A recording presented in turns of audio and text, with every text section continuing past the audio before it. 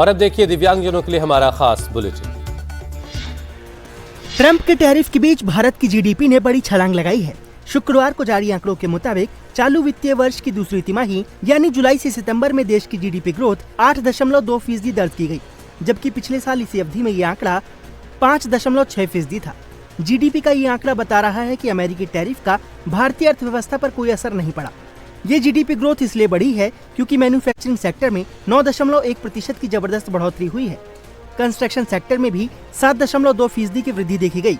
वहीं सेवाओं के क्षेत्र में फाइनेंस, रियल एस्टेट और प्रोफेशनल सर्विसेज ने सबसे ज्यादा 10.2% की छलांग लगाई है। खरीदारी में भी तेजी आई है।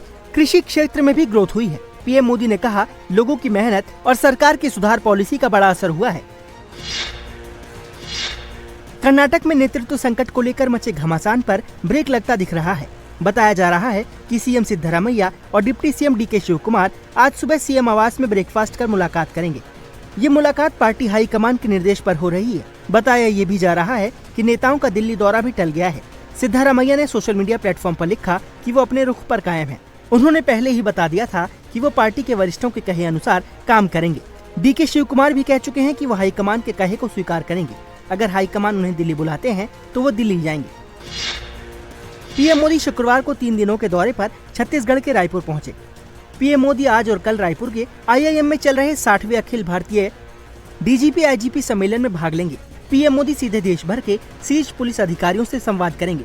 वहीं शुक्रवार को पीएम मोदी ने गोवा के कैनाकोना में श्री संस्थान गोकर्ण जीवोत्तम मठ में पूजा की। भगवान राम की 77 फीट ऊंची कांस्य प्रतिमा का अनावरण किया। उससे पहले कर्नाटक के उडुपी में श्री कृष्ण मठ में पूजा अर्चना की, सुवर्ण तीर्थ मंडप का उद्घाटन किया और सोने का कलश चढ़ाया। पीएम मोदी ने 1 लाख लोगों के साथ श्रीमद् भागवत गीता का पाठ भी किया।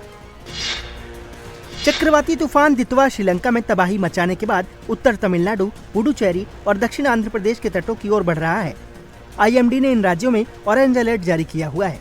उत्तर तमिलनाडु और पुडुचेरी तटों पर 70 से 80 किलोमीटर प्रति घंटे की रफ्तार से हवाएं चलने की संभावना है। साथ ही इन इलाकों में भारी से बहुत भारी बारिश की चेतावनी जारी की गई है।